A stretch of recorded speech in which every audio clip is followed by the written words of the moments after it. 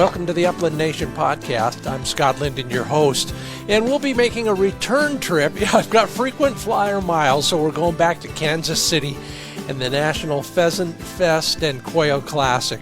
I think you'll enjoy my talk with Tina Dokken. You recognize the last name. Tina's out on, well, I guess I'll call it on her own mission, particularly to get more women involved in our sport. But of course, being part of the Dokken dynasty, she's got lots to say about dog training, hunting, and motivating a spouse, among other things. So enjoy that. We'll be there in just a few moments. Our Fix It segment this week, an observation over the years about shutting up and shooting better. So I'll offer a suggestion there. You'll get a chance to win in our Fur Feathers Friends sweepstakes, that 4-pack of pointer shotguns, plus a HiViz sight and a Sage and Breaker range bag this week. So stick around for the word of the week. And then I went to social media to ask you about your single sentence of advice for new dog trainers. It's all coming up right here on the Upland Nation podcast, made possible by HiViz sights, pointer shotguns, Roughland dog kennels, Sage and Breaker gun care products, Purina Pro Plan Sport dog food, MidwayUSA.com, TrueLock choke tubes, and Mid-Valley Clays and Shooting School.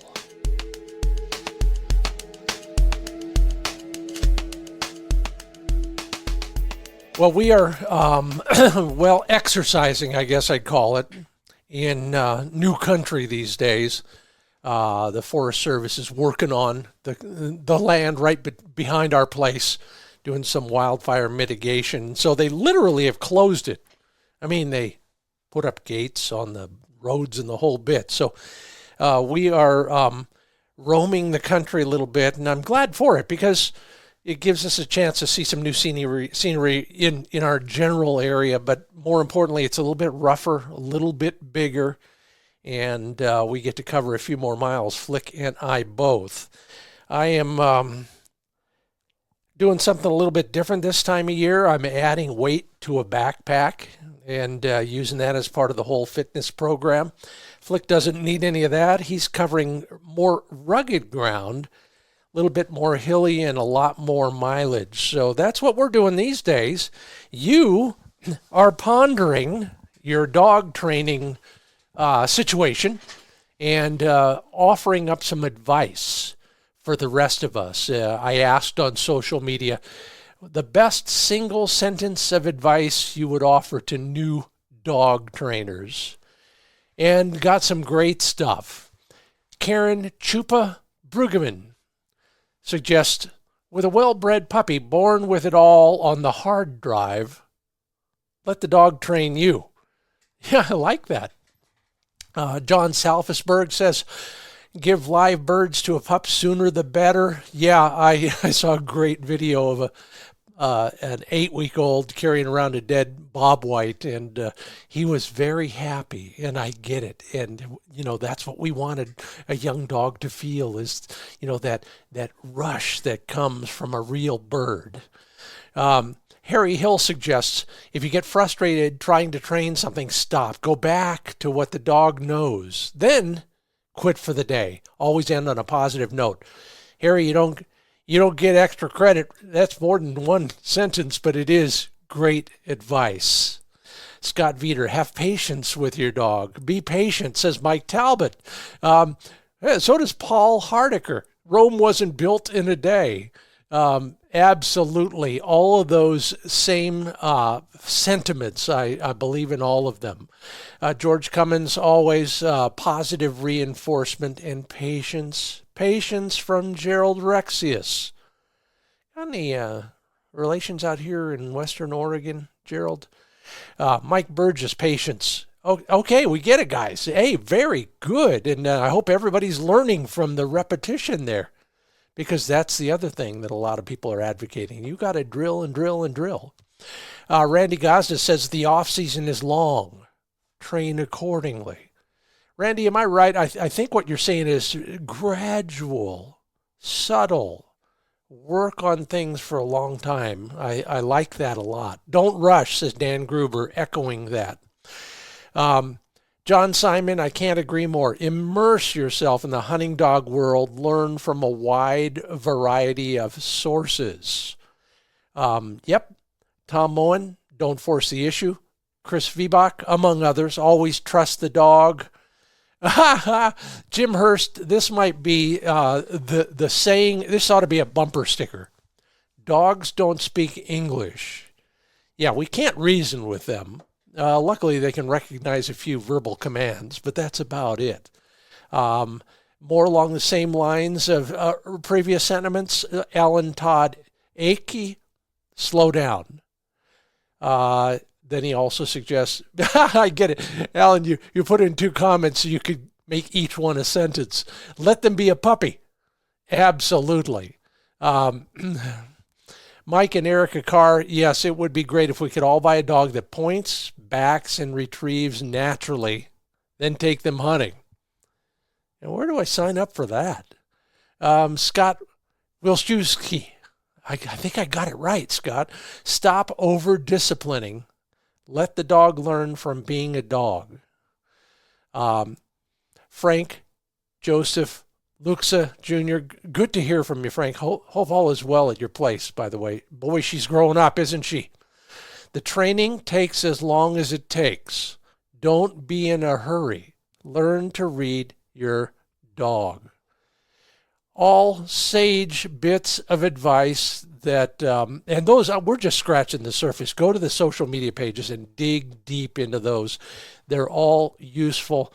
Just as reminders, maybe put one up on the wall every few days in your, wherever you hang your, your hunting gear or your training gear is stored, something like that. Thank you all for pitching in on that.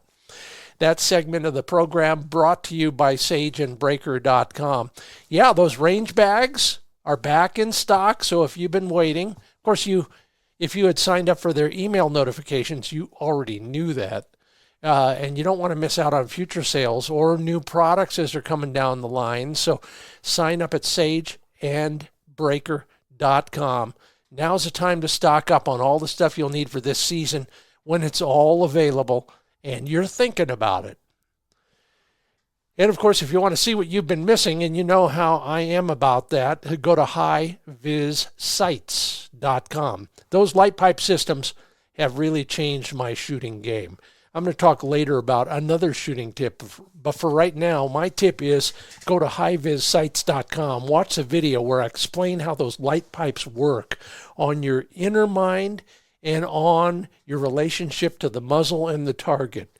Learn more at HiVizSights.com. Now, let's go to the Pheasant Fest and Quail Classic in Kansas City, Missouri. Welcome back to the National Pheasant Fest and Quail Classic. I have not stumbled on that once in all of these interviews, and I now that I said that, I will. First time I met her was at her birthday party. I won't say which one, but I somehow got invited by mistake, I think. And Tina, I got to tell you, and I will give you a moment to talk, but you go to a birthday party in the upper Midwest, and every horizontal surface is covered in food.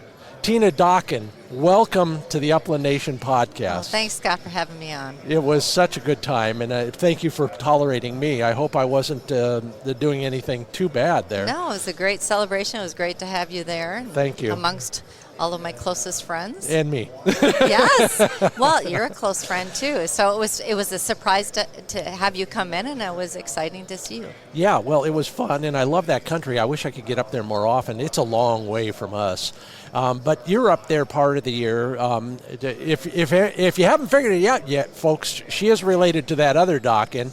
And you guys are a team in so many areas, and we could talk a little bit about that as well. But you're here in particular at the Pheasant Fest and Quail Classic because you're involved to a great degree in what I'll loosely describe as recruiting more women hunters. Describe your position and what you're doing in that area. So when I got into hunting in my 30s, how did I get By into the way, hunting? no wonder we get along so well. Yeah. Me too. Well, there you go. All You're an AOH, adult onset hunter. But we were that before they invented that term. Yes, we were. And funny enough, I grew up with labs. When I got out on my own, I bought my first Labrador, Samantha, chocolate lab, and she didn't hunt. I mean, her parents hunted, and I felt guilty that she didn't hunt. Oh. And so I thought to myself, I got to do something about that. I got to expose her to the hunting world. So how can I do that? So I called my brother-in-law up, and I said, hey, I need a dead duck. So he gave me a dead duck, and I put it in the freezer. Once a week, I took it out and hid it in the field and let her find it, and I thought, that's the greatest thing ever, but in my mind, still wasn't enough for her. So then I thought, I'm going to let my neighbor take her out hunting. Well, knowing what I know now, I should have never done that because the neighbor didn't know. And my dog didn't know what she was doing. Then I found a bird and gun class, 2 weeks, where I could go participate with my dog and other owners and their dogs. And I thought that was great, but after 2 weeks I was done. So then I found Game Fair in Anoka, Minnesota. And that was, 6 days of 20 different dog events. And I thought, this is great for my dog. And there's so many trainers that I can go to all their seminars and learn from them. And so a couple of years of going to that, it was a lot of fun and everything. But little did I know, my dog was going to pick out my husband. I will never forget, she's at the end of her leash, jumping up and down as Tom is approaching her. And I said, what are you doing? You don't even like men. So long story short, we traded business cards. I gave him golf lessons. And he gave my dog hunting lessons. He trained her how to hunt. And to this day, he said she was the best trained hunting dog in the world, which I'll agree with. But his golf game never got any better. Well, you can work on that. But he didn't practice. See, and I did every single drill for my dog because I wanted to make sure that she was the best hunter in the field. So, and then of course we got, he trained my hunting dog. We got married. Ladies don't get any ideas. He's done. He's only training my dogs now. But anyway, so it was a fun event. But then once my husband, we got talking about the whole hunting world, and he got me started just shooting a little bit. But then he did the best thing he could have. Yeah. He hired somebody to teach me how to shoot. Yes. And then it just took off from there because I didn't think I could shoot a bird. I didn't think I could shoot a gun. But when you have your dog looking at you like, are you going to shoot something while I'm young? It just drives you further and further into the hunting world, and my dog was responsible for me getting into the hunting world. So here I am, and being that I'm a teacher, I'm really big on visual learning, and so I thought to myself, all right, I love this hunting world. I'm on my 4th hunting dog. What can I do to try to get more women into this game? Because I felt like I was put into a Fast and Furious, and I didn't want to be Fast and Furious. I'll give you a quick story on that. I was hunting for the first time with my husband, and I was tense. I was focused. I had this loaded gun in my hand, and I'm watching my dog, and I'm watching Tom, making sure he's in a safe position. Then all of a sudden, out of nowhere, Tom yells out, "Rooster!" And I looked at him, and I go, "Don't ever do that again. You scared the crap out of me." I did, and so I didn't know that was protocol. Okay. But so this is what I'm talking about. Like, I got thrown into it. And there were so many aspects of the pheasant hunting game that I wasn't aware of. So I said, as a teacher, I want to put women in a position where they can learn all these aspects of pheasant hunting in a slower, more methodical way where they're not intimidated and they can learn it and feel confident when they go out in the field. So 3 years ago we started, this is the 3rd year's coming up, we started a workshop out at our place in South Dakota. And it is, learning about shells and what gun to shoot. And I'm on the Franke Pro staff. And so Franke has given me guns to use at this workshop, which is great because when can you walk in a gun shop and try a gun? You can't. So now these women can try out these guns. And also we do a mock pheasant hunt. We talk about onyx. which has been a great supporter of ours for this workshop. We also talk about gear, what you wear, game, how to cook your wild game. We also have like Callie Parmalee. Sure. She comes and does a dog demo on what does a pointing dog look like when they're hunting pheasants. And then Natalie Krebs from Outdoor Life, she will show the demonstration of what a flushing dog looks like. So then that gives the perspective, well, what do you want to hunt with, a flushing dog or a pointing dog? We do gun patterning. Lee Chose does the gun patterning part of it. And we talk chokes. What choke do you pick out? And then they travel in groups of 4, so they go to different stations in a smaller group, and it gives them the opportunity to ask more questions versus a bigger group. So for me, I just love this workshop. It's August 22nd to the 24th, this coming August, and I'm excited about it again because every year we say, what more can we add to the workshop? Well, what you can add is a website or something so we can learn more about that and maybe even sign up. So do you know what that is? Yes, I do. Well, actually, I have a card and everything. It's a barcode so that people can. Okay. Well, I'll do what I can somewhere on the website, my website, and get that to you. Well, or they can go to Tina Dokken on Instagram. I've posted it several times. Or South Dakota Women on the Wing, Pheasants Forever chapter. Great. So, yes. Tina, I got to tell you, number one, good luck. Congratulations. Thank It's you. all wonderful. Number two, your answer. I'm so stoked, and it's scary to know. I've been in this business long enough to when you answer and you name check 5 people and I know them all. Yes. It's scary. Well, I knew you knew them, so I thought, okay, and they're great people. And what you're doing though, and I'm a former teacher too, and when we know that we are either motivated to do it by state law or we want to be good teachers, so we create a curriculum. Correct. It sounds like you've done that, and that's right there. It's a massive step from, as you said, learning any of this stuff from a spouse, which is just a fatal marital error. I think so. Which would be a great name for a rock band. Like the Dokken, the Dokken name. Yeah. They always ask Tom, are you on the Dokken band? Yeah. He says I'm the lead singer. Yeah, so, he is. And yeah. they believe him. Yeah. Yeah. Funny, you sound taller on the radio. Now that's a line I hear all the time. Exactly. All of that is well and good, but it all starts from certain places for certain people. You and me started in the same place. We got a dog, and finally the guilt set in, and we decided, well, if that's a hunting dog, I better hunt. That's correct. And then if I'm going to hunt, I better learn how to shoot, because if not, he's just going to pee on my boot every time I pull the trigger. Correct. Are there pardon the pun, are there other triggers for other women in particular that get them involved in hunting? And how can we as non-women support that? Well, I think there's so many organizations nowadays that you can go and get involved and learn. So for instance, Becoming an Outdoor Woman in Minnesota, I actually did a webinar for them, which is on their website. And so people can actually go and watch that webinar from learning a puppy standpoint. But they can go to these activities, and they have so many, learn how to archery hunt, learn how to gun shoot. So that organization, there's Her Upland, there's so many women organizations come hunt with us, learn how to hunt in different states. And then the South Dakota Women on the Wing chapters across the country. Yeah. That's where I would start, Right. is reaching out to Pheasants Forever and saying, hey, where's the chapter in the area?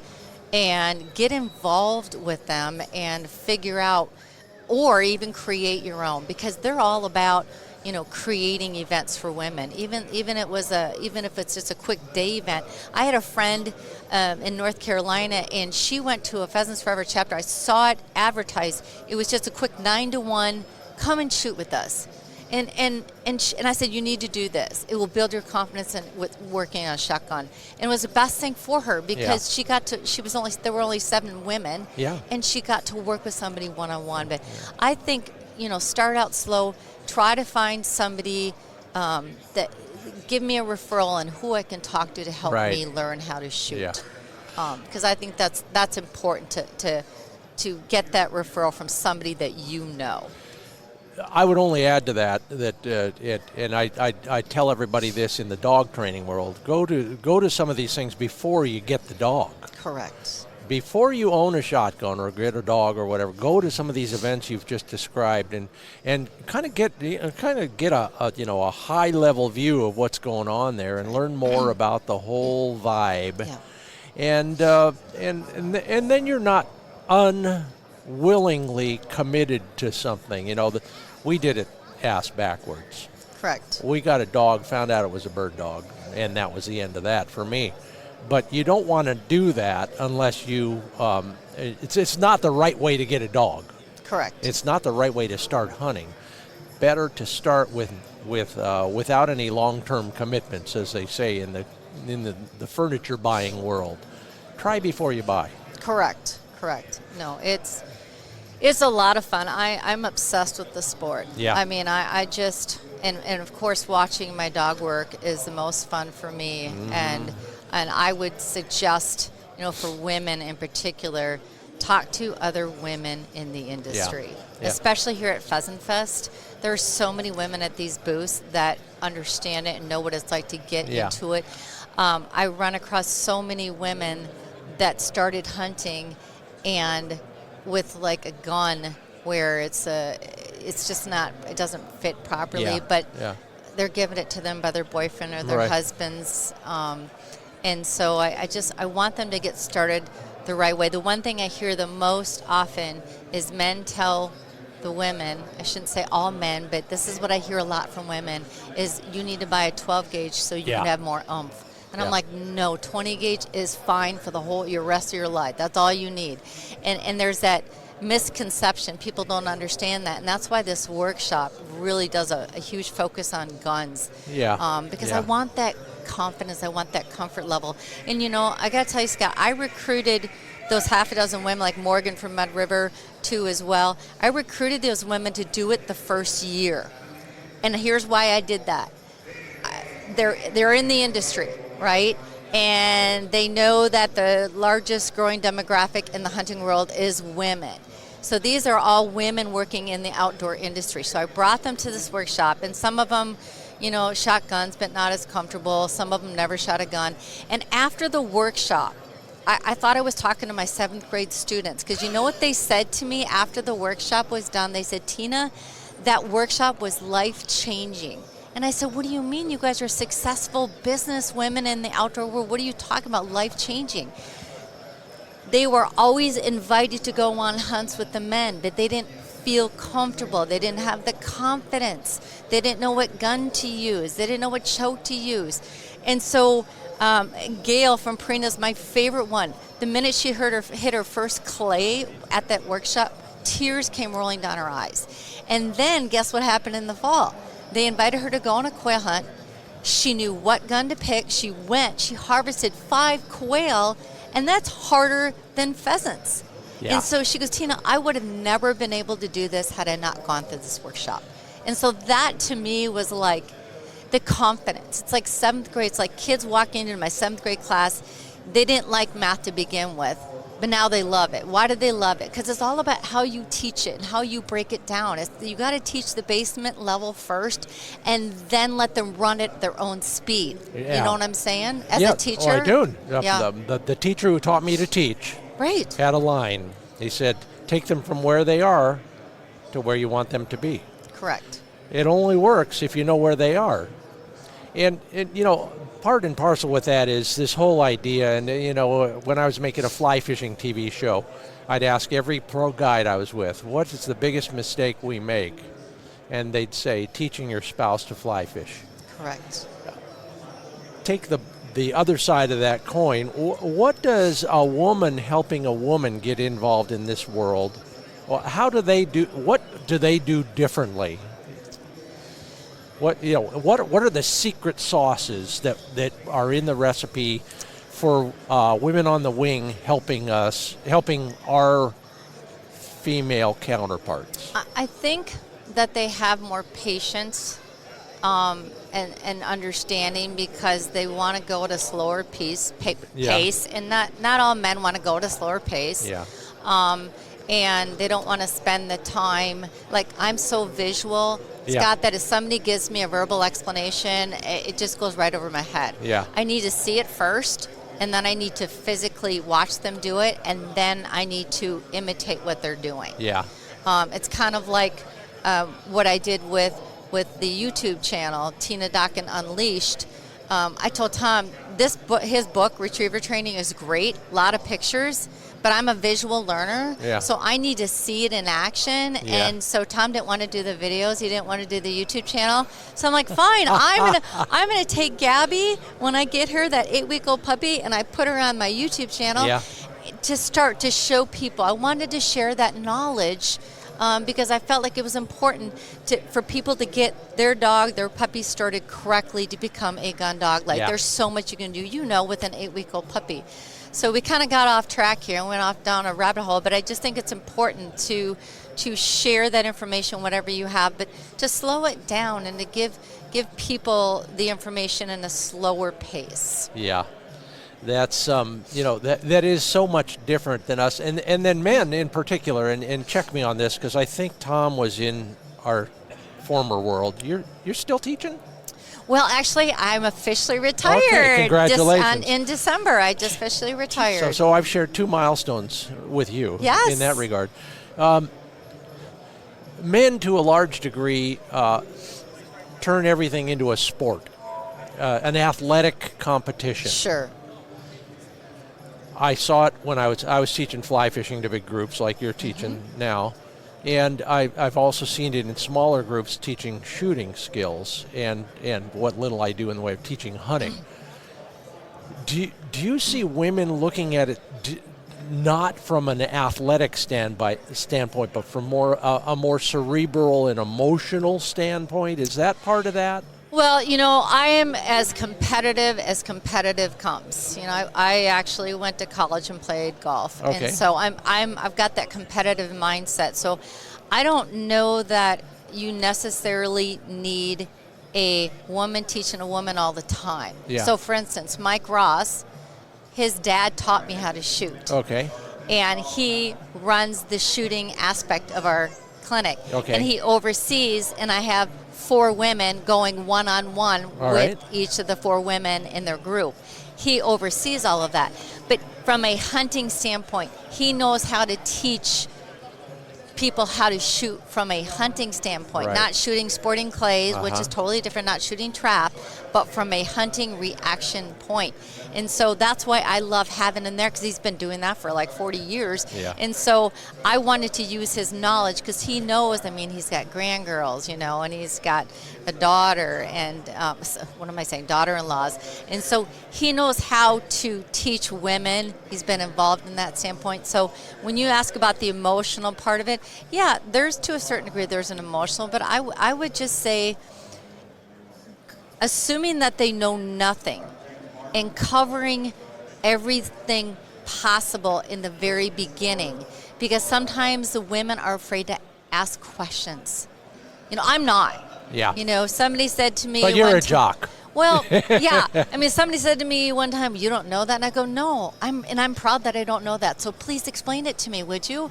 And so, and from that standpoint, yes, like from a teacher standpoint, I'm okay with not knowing something, but not everybody is that comfort level. Yeah. So I want you to teach them like they don't know their name. And teach them their name and how to spell their name, and then continue to go further and explain to them, like, I just want to make sure you know every aspect. If you want me to move faster, you tell me. If you want me to slow down, you tell me. But I want them to hit every single point about shooting, because I just really feel it's important, and I want them to go slow and give them that understanding. And then also do a follow-up with them too as well. I always like to call them before the workshop, call them after the workshop, give them a survey. How, what can we do differently? Yeah. So it's, to me, pace is important. And again, what you just said was take them from where they are to where you want them to be. That's Tina Dokken. I'm Scott Linden. This is the Upland Nation podcast from the floor of the National Pheasant Fest and Quail Classic. We've got a lot more to talk about right after this. We'll have more with Tina Dokken from the Pheasant Fest and Quail Classic. as well as our Fix It segment talking about how stealth might help you actually shoot better. And our word of the week, Fur Feathers Friends sweepstakes, all coming up. Your chance to win that Sage and Breaker range bag and HiViz sight, as well as the 4-pack of Pointer shotguns. It's all coming up after this word from, well, Pointer Shotguns, our partner in that promotion. You want to learn more about all of their, well, I don't know what to call it, inventory, configurations, you name it. Go to pointershotguns.com. And you can also sign up there and get a free copy of their hard copy catalog. Yeah, the second edition for this year. It's been very popular for a bunch of reasons. It's like a great high-quality magazine. It has, of course, all their shotguns, including that new semi-auto, the FT12, and all of the other shotguns and all of the choices. So you can see in real life all the colors that Cerakote coating comes in, plus the case coloring and all the configurations available. Yeah, and if you're a handgunner or a rifleman or woman, you can also take a look at some of those products in the same catalog. Learn more at pointershotguns.com. You know what? Now that we can't just walk out the back door around here, we have to travel. So I've kind of made sure my travel arrangements for Flick are in order. And for me, that means his crate from Roughland Kennels is in the right place and it's battened down correctly.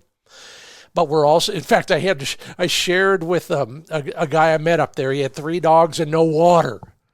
So I filled the water bucket a couple times. Yeah, that's right. The water bowl from Roughland Kennels, from the top tray water tank from Roughland Kennels, and gave his dogs a couple bucketfuls to cool them down as they went back towards their truck. Those are just some of the things I travel with to keep my dog, and obviously other dogs as well, comfortable and safe when we're on the road. You want to take a look at all the customizable options, all the colors, all the accessories. Go to roughlandkennels.com. Now let's head back to Kansas City. Welcome back to the National Pheasant Fest and Quail Classic floor of the show, closing day. Nice turnout so far.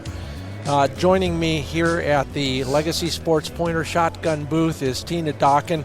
Tina, we've talked in the first half of the podcast about helping particularly women learn how to become more active in our hunting world. But we didn't really talk much about you and your hunting. How was your season? It was great. I have she'll be 14 the end of this month. I have a 14-year-old, and every year I think I need to give her a day off. She's not going to want to come. But the minute I start putting on those hunting pants, she is standing right next to my leg waiting for me to move outside. So I was amazed that my 14-year-old is still actively hunting. Wow. Now when we go to the deep sloughs, she'll let the younger one do her work.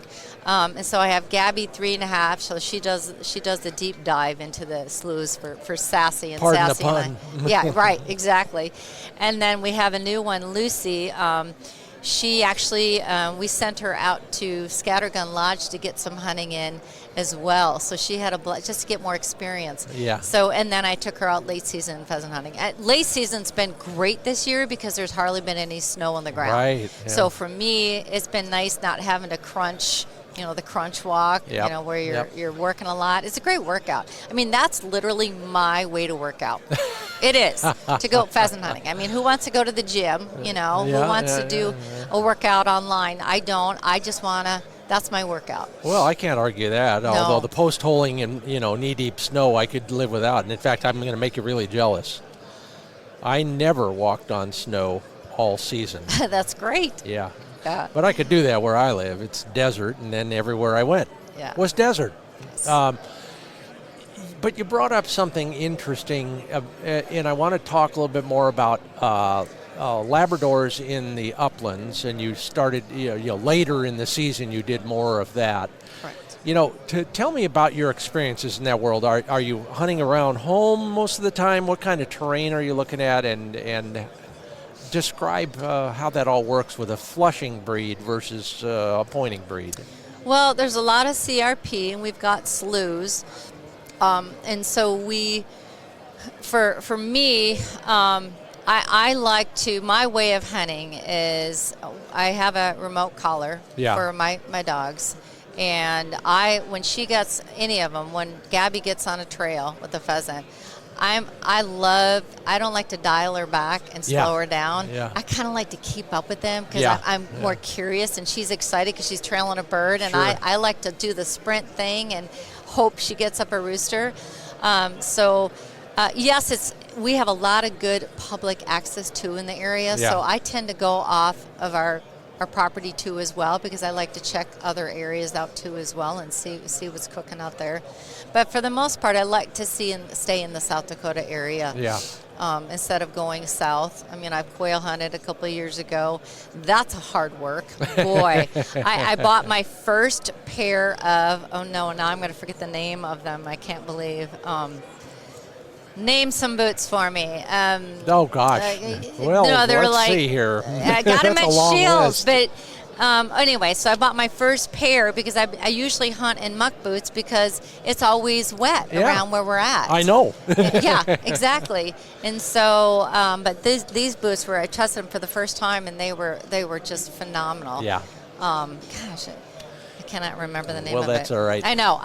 It will pop into me in the middle of our conversation, so I'll throw it out there. So when you were wearing those boots, where were you? LL Bean was one of them. Okay. Yeah, one of them. You were in drier country somewhere. I wasn't, but I wanted to test out their waterproofness too as well. So. Yeah. Always a good idea. Yeah. Absolutely. Well, you just touched on something that gets me really stoked, and that is the idea of trying to keep up with a flushing that's motivated. I love that. And I used to joke about it, back when my knees were better. I'd tell everybody, you want a good workout, try and keep up with your pointing dog, even if there's no birds there. Just a summer workout. Turn the dog loose and try and track your dog. Yes. That's got to be real exciting. And why don't you describe how that works for you? Because it's a technique. It's a method. For the meaning when they're getting into tracking. Yeah. So I like to focus on the wind. Of course, South Dakota wind, you can't, it's always there. Yeah. And so I try to focus on, okay, where's the wind coming at? How am I going to cover this area? So I tend to, if it's the north wind, I'll go to the south. So I want to get to the farthest point so the wind is going down. So I don't even know how to explain that visually. Is the wind in our face? It can be, but even on a side wind. I was just talking about but side not downwind. winds. So I like to do side winds and downwinds too. Regardless, I always play where the wind's going to be, and I try to walk so that it's coming at. So how do you describe this on the radio? Where you're walking with your dog, but it's either coming sideways or it's coming at you. Okay, and because? Well, because now the dogs are going to smell it very well. Yeah. And it's amazing where they smell things from. All right. I'll give you a quick little story on the smell thing. It just showed me, wow, they are on it. I will take my dogs for a walk in the morning, and I don't want them to, they'll grab a stick, and I don't want them to do it because they'll just take it apart. So when they are running ahead of me, I will throw this stick in the deepest slough possible. I'll go walk for 45 minutes, an hour. I will come back, and if they are downwind of that stick, they find it every time, and that just blows my mind away. Yeah. And it didn't just happen once. It happens half a dozen times. So that just showed me, people have to really focus on the wind and what direction it is, and then plan your hunt accordingly to the wind. Well, that's really not very different from us in the pointing dog world. We want it in certain directions for the very same reason, and those directions happen to be mostly the same. Correct. We want a crosswind or we want a headwind. Correct. What we don't want is that tailwind, because then the dog's 800 yards out and whatever. Exactly. So What other things about hunting with flushing breeds that have you observed often enough that we probably might want to be more mindful of if we're on our first Labrador or first Springer or something like that? Well, if it's the first dog, when they're young, let's say anywhere from 6 months to 9 or 10 months, you got to let them explore. Yeah.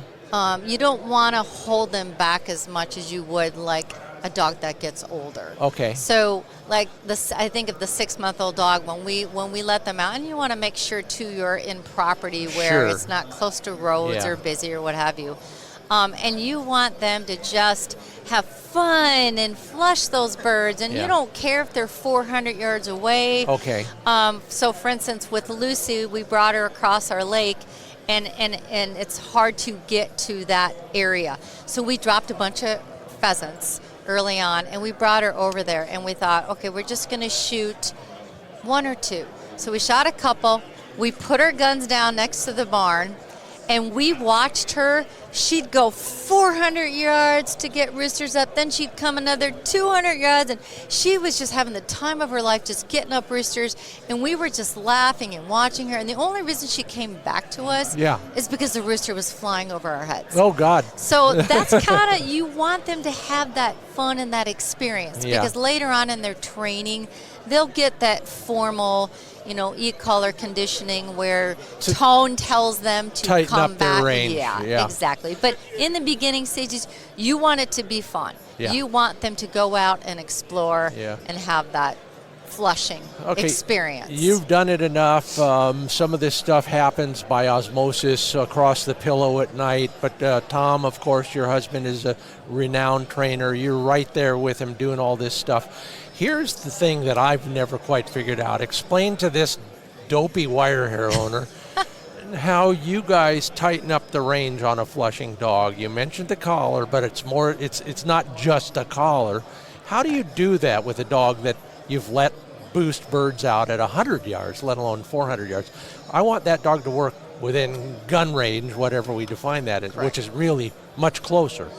Start me down that road. Well, and being that Tom's going to be here later, Yeah. he'll give you a better explanation than I can. But we work with check cords, really long check cords. And so when they get to a distance where we want them to turn and look, we'll just give them a little tug and then bring them back and forth. So we'll work kind of sideways and tug that rope a little bit. So just teaching them little basics in the very beginning stages. Yeah. But again, that's after they've given the the experience of flushing going out. Yeah, so you're describing what every hunting dog owner has heard before, and that is, first let's make sure the dog is birdie, got prey drive. Yes. Now let's start reining it in strategically in the right way. And you like a long cord. Oh yes, and they're gonna be collar conditioned starting roughly 7 to 8 months of age is when we start the formal training. And so once you get that tone introduced to them, and of course the that's strictly a recent reinforcement tool, the sport dog collar that we use, not a training tool. So once they've got all their obedience on the leash, that's when we can start incorporating that tone in the leash. Yeah. And so then all of a sudden you take them off the leash, and now you just have their tone. So the tone tells them that, come in and check in. Yeah. And they learn, okay, so I've got to go out a certain distance, and they kind of learn that distance once you hit them with the tone and let them know. And you, I'm just glad that you said it the way you did, because I use many of the other items in our collar repertoire than the stimulation. Sure. And you use tone to turn your dog. Correct. Do you ever use, does that sport dog have vibrate? Yes, vibrate, yes. In fact, I use it differently or for the same thing? Same thing. Yeah. Same thing. Yeah. Like a 14-year-old who's deaf, my 14-year-old who can't hear, I have to use the stimulation. Sure. And then I put a bell on her too, so I know where she's at. But and it doesn't bother her. No, exactly. Yeah, exactly. Yes. So that's when I do use the stimulation. Well, good. I'm glad to hear that. I'm a big believer in exploiting all the other capabilities of your collar, especially if you want to be stealthy. You know, exactly. You got a whistle around your neck right now. Don't use it. Exactly. So you know, if let's come full circle back to women on the wing and the whole idea here. Let's just Marilyn Vetter was here earlier, and we talked about how you know, married couples hunting together, that sort of thing. You've been there, and Tom won't take it personally if you give us a few rules about hunting together as a couple, whether you're married or not, doesn't matter. You know, do you have any ground rules?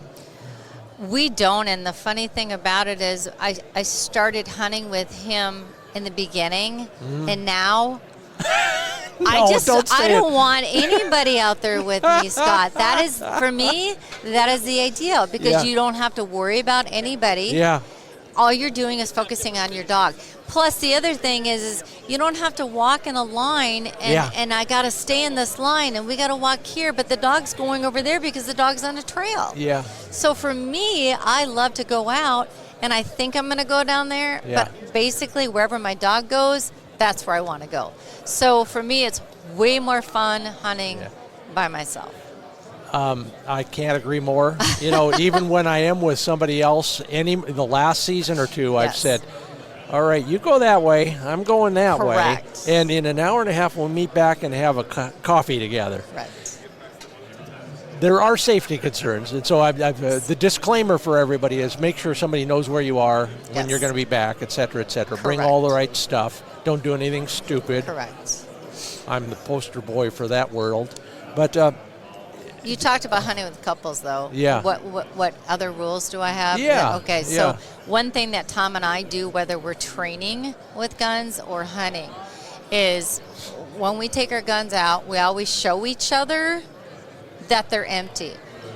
And I live by that rule. I say this to people all the time. Don't believe them when they say they're empty.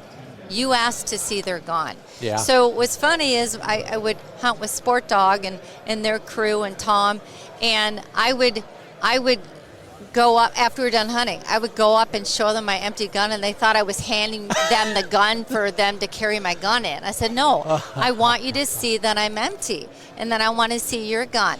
And you know what? They started doing that. And I think that's extremely important that and that people show you that, because all it takes is one time, Scott. Yeah. So ask to see their guns. And so that is a practice that we always have. Now, when I'm out by myself, this is what I do. When I unload my gun, I look at it and I say it out loud. I'm empty. Yeah. Because I want to hear it out loud. You know, because you could think it, and you don't know how many times you thought it because you've been out hunting all the time and you think it all the time. But hearing yourself say it, I'm empty. Yeah, so safety first. I'm a huge safety freak. Speaking of South Dakota, I learned in South Dakota, I shoot break open guns. It's a little bit more obvious there. Yep. You can see that across the field. But Correct. with a semi-auto, yeah. what I've seen some people do, and I love this idea, you're done. It is empty. You pull that bolt back. You stick the open end of an expended shell in there and close the bolt on that expended shell.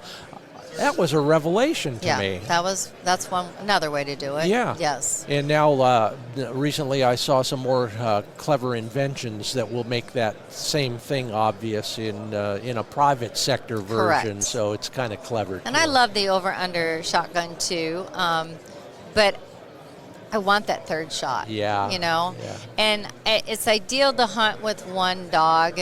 I kind of broke that rule a while ago because, you know, if Tom wasn't going to go hunting that day, I said I'd feel sorry for his dog. So I'd have to take them both out and hunt them. Oh, my. Yeah, Together. So, together. I do. I do. And, you know, it's as long as it's in a territory where you're familiar with and you're in a safe environment, I love doing it, actually, for me. Well, give me an insight, because, you know, I used to think that was I'm a pointer guy, you know that. Yes. And I would hunt both my dogs together periodically, and there's an argument for it, an argument against it. My problem was they're big runners. So I'd have one at 400 yards to my right and 200 yards to my left. once every hunt, I'd have them both on the same slope. We'd be covering this swath of 400 yards with 2 big dogs. How do you handle that in the Flushing breeds? They never hold still. Well, I think it's a lot easier in the Flushing breeds because you guys go out 400 yards. Our dogs are taught to stay within a certain distance, and I just tone them. Yeah. So when you have a transmitter like I do that can control up to 6 dogs, I mean, it's easy just to press a button to tone them back. Yeah. So for me, you know, I'm obviously focused on the dogs, and they're at a much closer distance than what your dogs were. So it's easier to hunt more than one dog. It's not Tom's preference. He likes to hunt one dog. For me, I have that guilt factor where I want to get my dogs out hunting, you know, and then they just look at me and you feel bad and you're like, okay, I'll take you. So, Well, you're absolutely right. But again, coming full circle, what that means is train your dogs right. Correct. So you could handle, I don't think you want to handle 6, but you could handle 2. 2. Yeah. 2. And I've done 3 only because Sassy, my 14-year-old, stays pretty close by. So, the minute I stop, she tries to find me. Yeah. So I don't have to worry about the other 2. But, so it's again, just practice safety, be in a safe area, know your area, and control your dog. Keep them at a certain distance. Yeah. And you don't have to worry about people if you're just hunting by yourself too. So give all the women listeners one bit of pep talk, Coach, on getting involved in our world. If you're a non-participant at this point, and somebody said, "Help me, Tina," what do I do first? Contact me.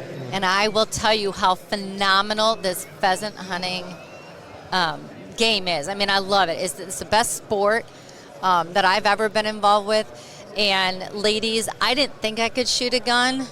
I didn't think I could shoot a bird. I didn't want to hurt a bird. You know, I really had those thoughts in me. I did. I didn't think I could ring in that. I mean, I didn't think I could do any of those things. And I am amazed. But see, for me, it's about my dog and what drove me into the sport. And I love watching my dog. So for a lot of women out there who have kids, they can relate if they have kids because it's watching your kid on the basketball court, watching your kid on the baseball field. So please get a hold of me through Instagram, Facebook, and ask me questions or come to our workshop because this is an amazing sport, pheasant hunting, and I just want to encourage them to get started the right way, slow pace, talk to women, and find out organizations where you can get involved with women so that you can go your own pace and where you're at. It's a blast. I could go on and on and on about it. You know I could. Yeah. And I love hunting. It's just so much fun. And it gets you outdoors. We forget that part of it. You know, you're outside breathing air and then you're eating clean. You know, you're eating your meat, and then I can help them with brining. I learned brining, how to brine your pheasant. You know, that's the best tip I ever got about brining meat.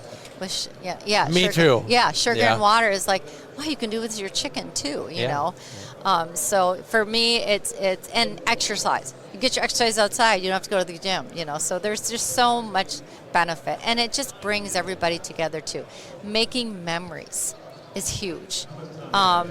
With my dogs, with my friends, you know, with coworkers. I say coworkers, Tom's coworkers, but so for me, it's all about camaraderie and building those relationships and not being in front of a computer on your cell phone, but you're outside watching your dog and you're with your friends and just having a blast. In fact, we were all sitting around at dinner talking about all the things we want to do differently for this workshop. We want to add a movie night. We want to make, and they were talking fly fishing. Callie was like, can we make fly fishing for like a craft thing, you know, at this event? They were. I love it. And put it on a safety pin they were talking about. The I used to do pins. that. Yeah. See, I said I've never heard of that, but hey, if that's what you guys want to do, let's do it. Oh, that's anything funny. to build the relationships to help women have that comfort level.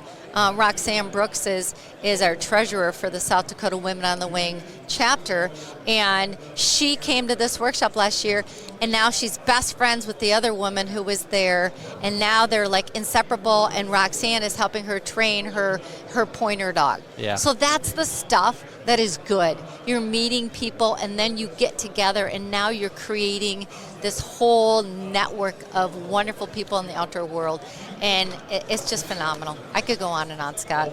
I'd take up your next.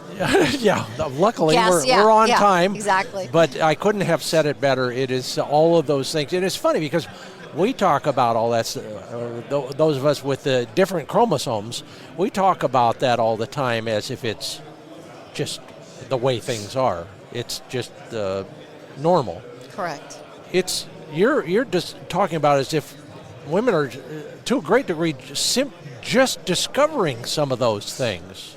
Well, and I want to throw one more thing out that we do at this workshop, because I feel like it's important too as well. At the end of the workshop, we have my friend Susan from Tucson. She owns Baja Guns, and she was ex-military New York police officer, and she comes and does the handgun demo. Oh, yeah. And so the women get to shoot a handgun too as well. And we do it on the Sunday because it's after, they got acclimated to shooting shotguns. You don't want them aiming with the handgun, right?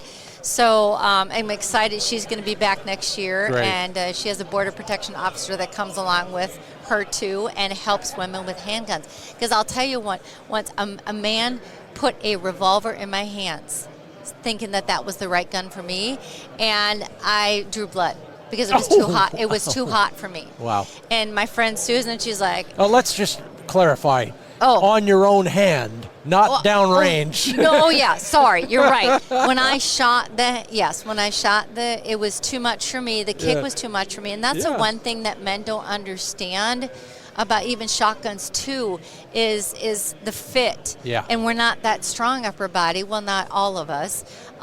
That's why, Frankie developed the Catalyst line, guns made specifically for women, the taller, because we have taller necks. Yeah. And so when you hand somebody a shotgun that's mainly for men versus women, it just makes the game that much harder for the women.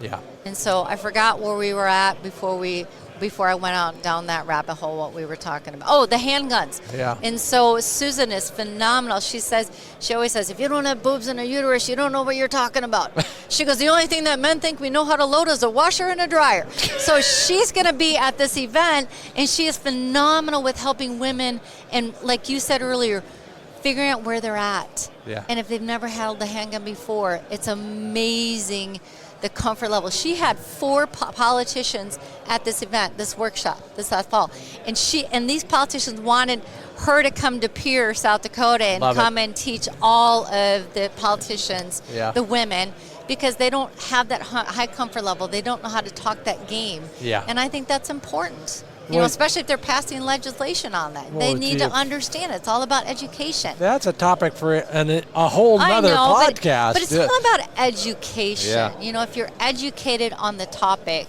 then you have a better understanding of it, and you're more comfortable with it, Can't argue that at all. And you got to have the right teacher, too. And Susan's phenomenal with handguns. Well, there you go. Tina Dokken. This is the longest we've ever talked. Usually it's, can you hand me another beer at a party? But so enlightening. And once more, if somebody listening wants their spouse or they are the one who needs to get involved in this, what is the best online resource that they can easily reach? Well, have them just go to my Instagram, Tina Dokken. Dokken. Correct. Or Facebook, Tina Dokken. But Instagram is easier to get a hold of me. And then also the workshop has been posted several times on my Instagram. Great. So they can check it out there. There you go. And there's probably a resource near you, no matter where you are. It may start there, it may go somewhere else, but somewhere, somebody nearby is going to be able to help a woman get started, taking the next step, whatever that step is. And Scott, for puppies too, if they're going to get a puppy, Tina Dokken Unleashed on the YouTube channel. They can learn how to get that puppy started correctly so that they'll have success in future training for their future hunting dog. Yeah, good point. And that's another one we need to talk about in detail. it's always fun to see you, always fun to talk to you. I sure learned a lot. Thanks so much for being a part of the Upland Nation podcast. Well, thanks for inviting me. It's a joy always to talk to you, and thanks again for showing up to my birthday, and hopefully future birthdays you'll be there. Look out. It's during hunting season. Yeah, that's true. Yeah, that was a bad time to be born, right? Yes. Or a great time. Thanks yes. again. All right, thanks, Scott. Still more to come on the Upland Nation podcast. The Fix It segment talks about stealth and better shooting. We got that word of the week and your chance to win a 4-pack of pointer shotguns. It's all coming up after a word from Mid-Valley Clays and Shooting School. Yeah, these folks not only know how to teach you how to shoot clay targets, but they're all hunters. So if you're in Western Oregon and you're looking to tone up your shooting game, go to midvalleyclays.com and schedule a lesson. Then stick around and play some of the clay target games over there. They have them all. And while you're there, take a look at their extensive inventory of sub-gauge shotguns. Always in stock, 20s, 28s, 410s. If they don't have it, they can probably find it. That's Dave Fiedler's Fort. That is what he does best. Go to midvalleyclays.com, call Dave, and find out what he has and what he can get for you in the way of a new shotgun. midvalleyclays.com. And we are adding miles, and so I am fueling Flick's additional activity with Pro Plan Sport Performance Formula from Purina. If you'd like to learn why I like it so much, from the science to the complete and balanced nutrition that is available with all Pro Plan Sport formulas, real meat is the first ingredient. 30% protein, 20% fat. It tastes great. At least that's what Flick says. And it works for us. It'll work for you as well. Go to ProPlansport.com.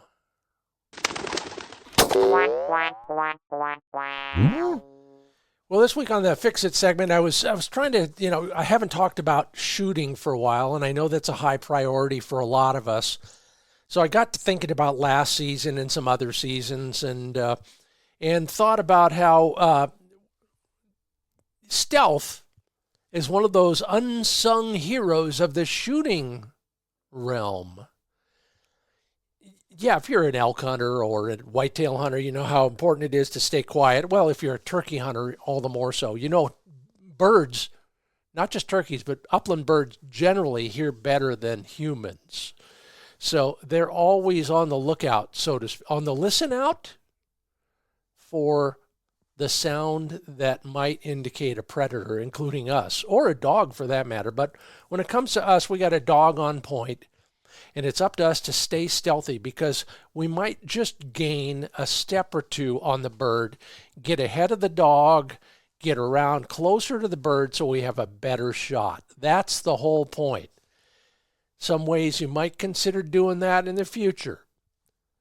Keep the verbal communications to a minimum. Use hand signals. If you're steadying your dog, instead of yelling, "Whoa!" touch his flank like the Smith cousins recommend. Use a hand signal. Maybe the vibration capability on your e-collar. Whatever it is, keep the volume down.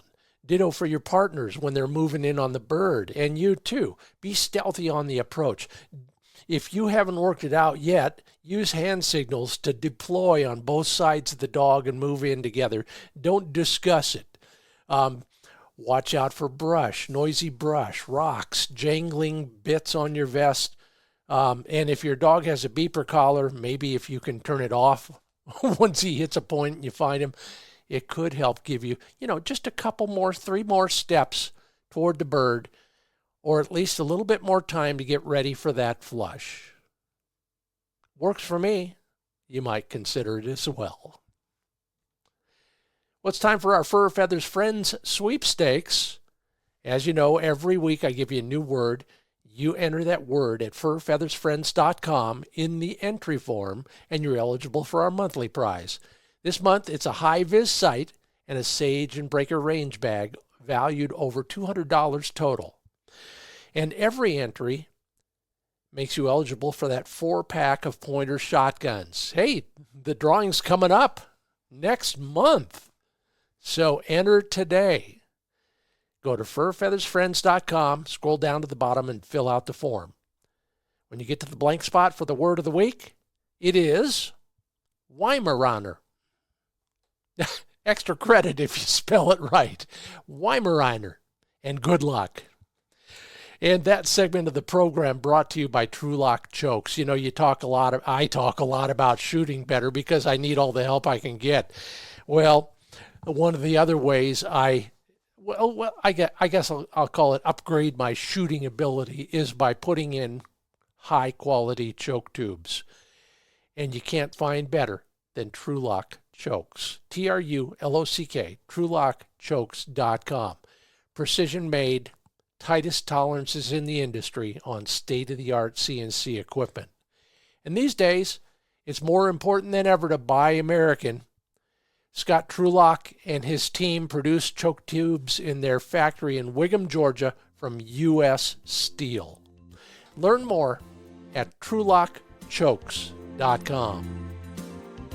Well, thanks, Tina Dokken, for your insights and motivation. Man, am I ready to go? She doesn't want to, but maybe your spouses will get the benefits of what Tina offers in the way of advice for you. And I sure appreciate everybody who contributes at our social media pages when I ask a question. You're helping everybody, and it sure does show. If you left a rating or a review anywhere, but particularly at Apple Podcasts, I sure appreciate it. And then thank you to all our sponsors who make it all possible. Roughland Dog Kennels, Purina Pro Plan Sport, Mid-Valley Clays, TrueLock Chokes, Pointer Shotguns, and Sage and Breaker Gun Care products. Thanks to HiViz Shooting Systems, and thank you for being a part of the Upland Nation podcast.